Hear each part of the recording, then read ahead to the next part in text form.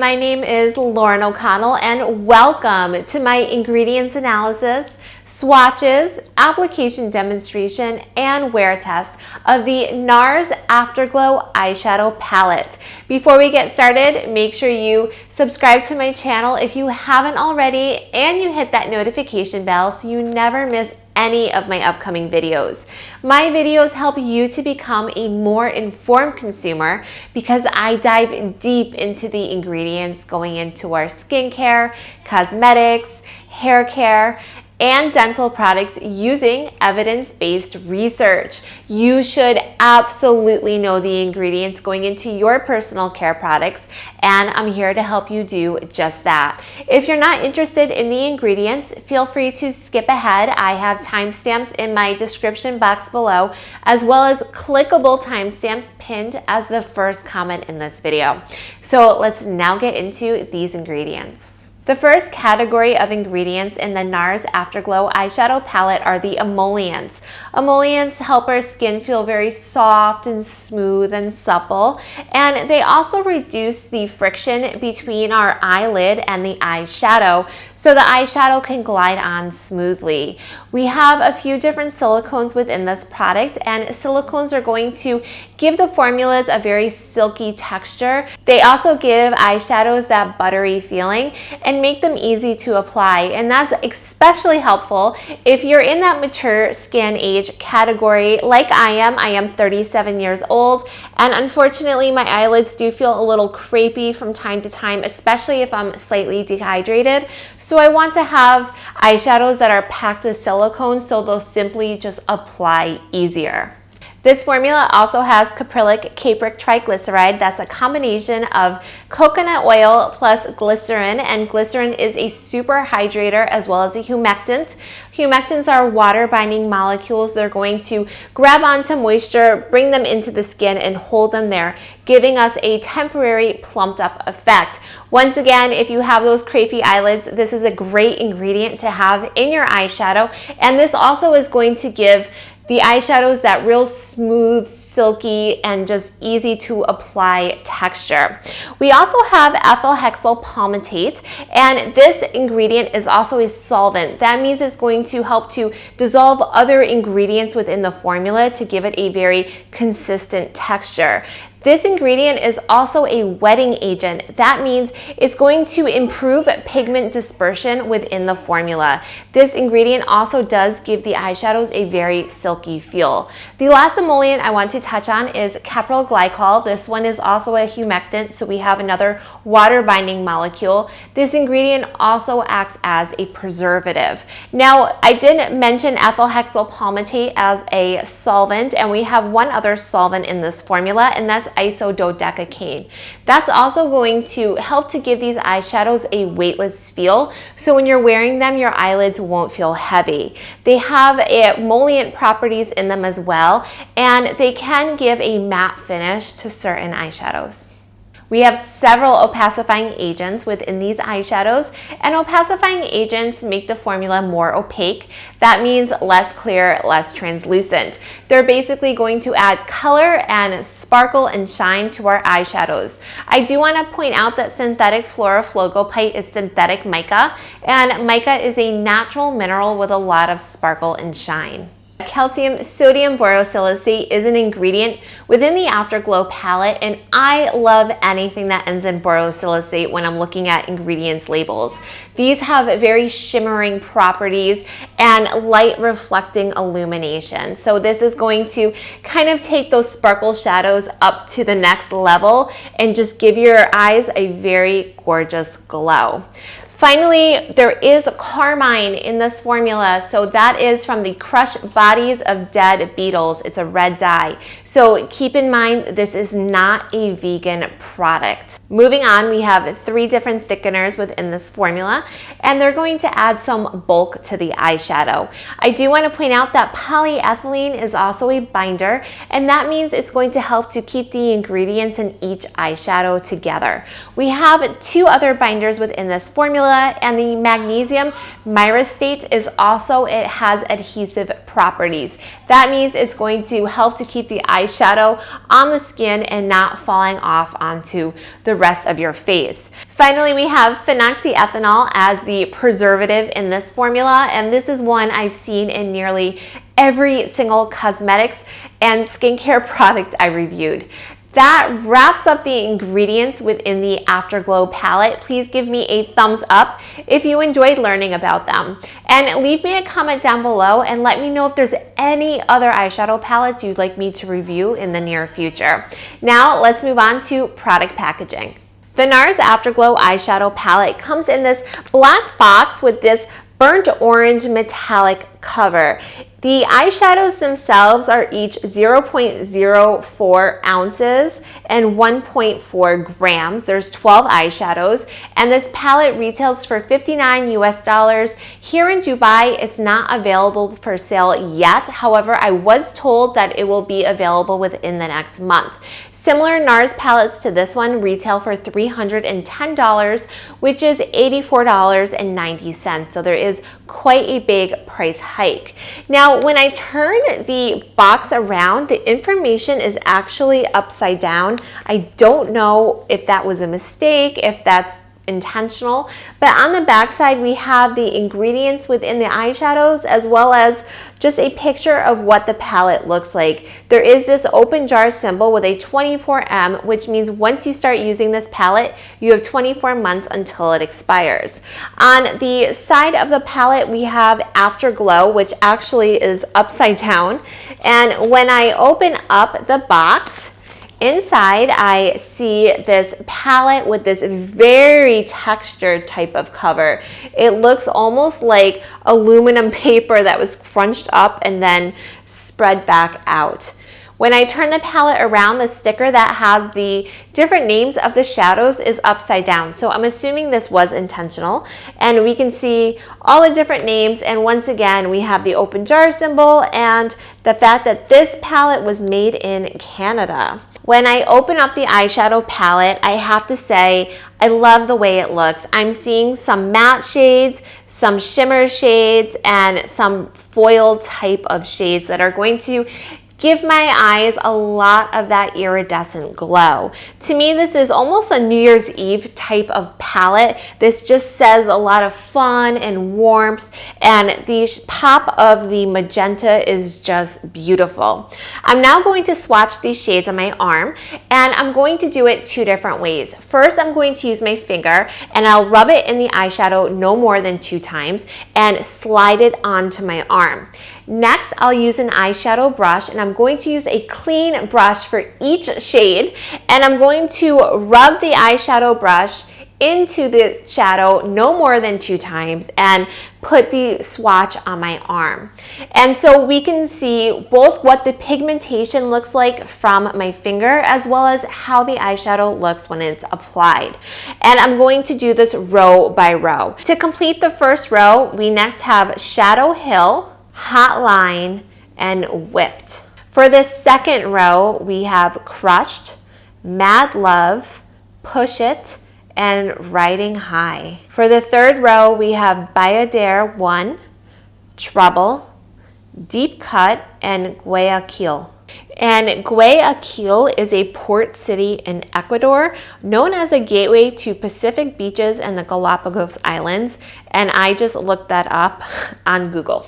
So right now I have no eye makeup on, and I'm first going to start off with this first taste shade, this white shade, and put it all over my eye from my lash line up to my eyebrow. Since it has some shimmer in it, I'm going to only put a very, very light layer, and I'm doing this just to give my eyes a very even base. I'm not going to use any eyeshadow primer in this video or any color outside of this palette because I want to review this palette on its own.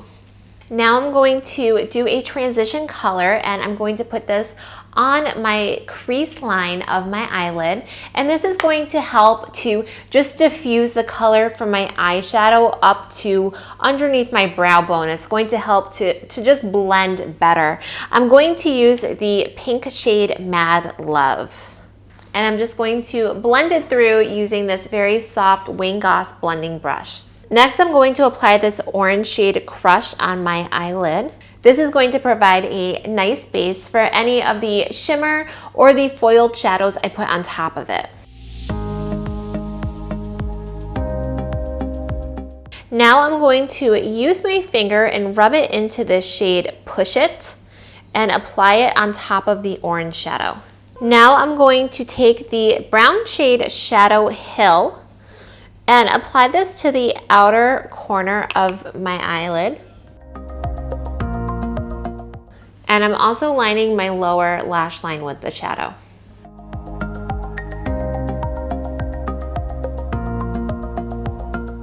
Now I'm certainly not done here. I'm going to now do a lot of blending to give this just a warm, smoky type of feeling.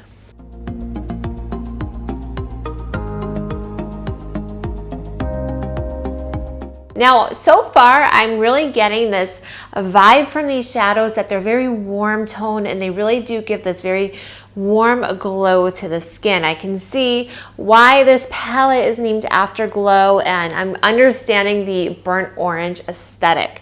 I want to get the most out of this review and to try on a few of the different shades and just have some fun with it. So I'm going to keep going. I'm going to put the shade Bayadere on top of that Push It shade right here on my eyelid. Be careful of fallout with this one. I do have a little bit of sparkles right here under my eye, so I will clean that up at the end. To finish this off, I do want to try out this really fun purple shade. So I'm going to just put it right over that depth I've created with this darker brown on my outer eyelid. I'm going to put just a little bit of purple on top for that pop.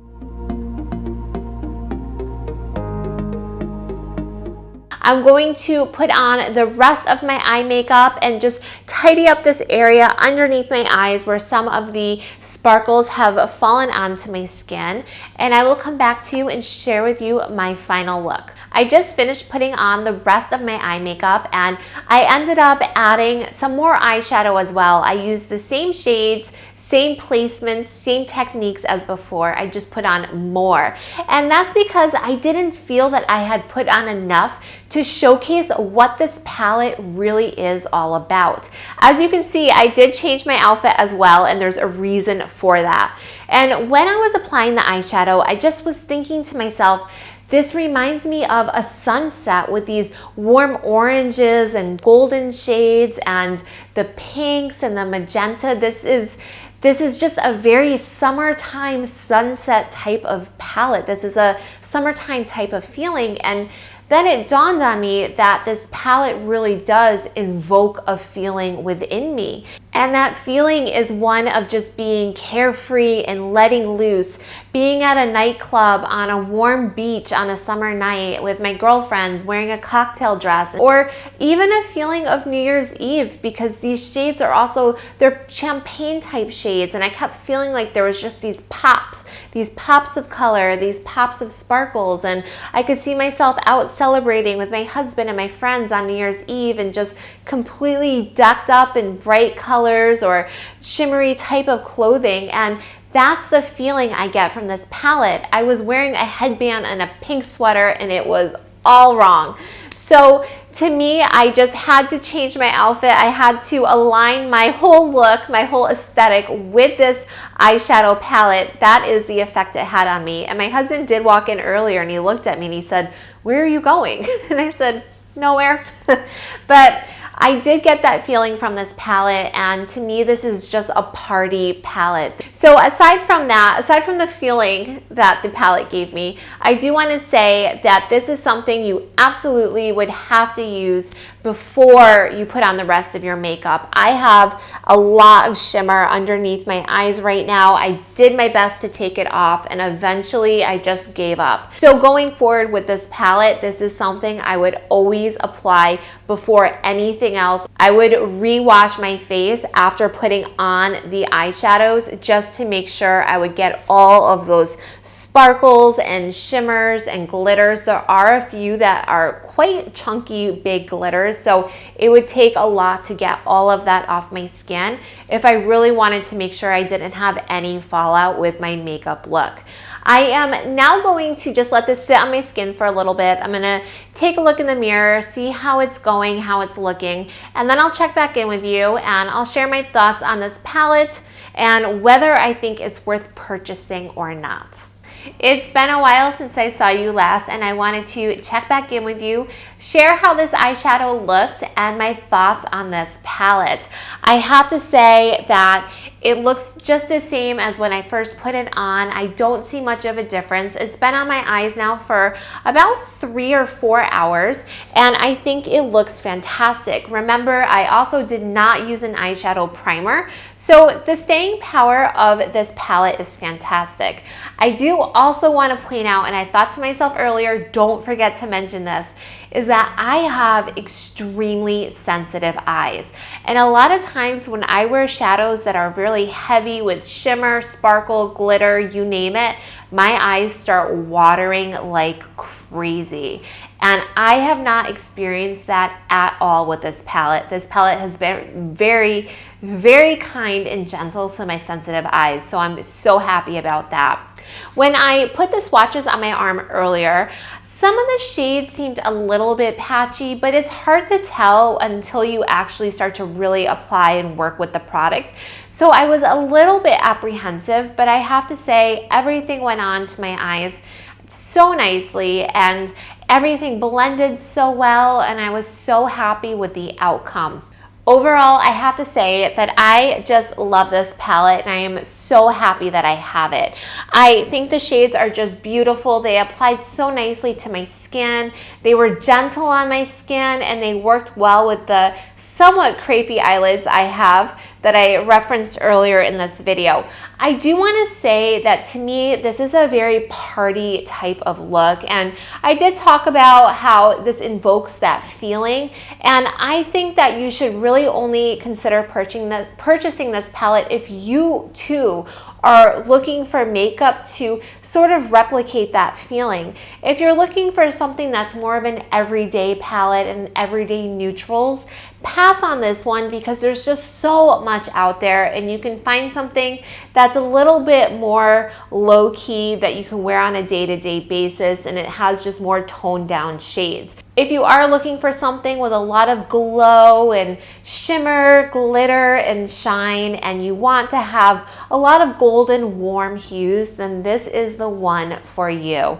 This is $59. It's certainly not cheap. This is a luxury item. And if this is a little bit out of your price point, don't worry, because I have so much more makeup to review, and next year, 2020, is just going to be over the top with both drugstore and high-end cosmetics and everything in between. Thank you so much for watching this video. Don't forget to give me a thumbs up, comment down below, and let me know what you think of the NARS Afterglow palette, and I look forward to seeing you again very soon. Bye-bye. Thank you for watching. Subscribe now to Lauren O'Connell Beauty TV, and let's navigate together through the world of beauty.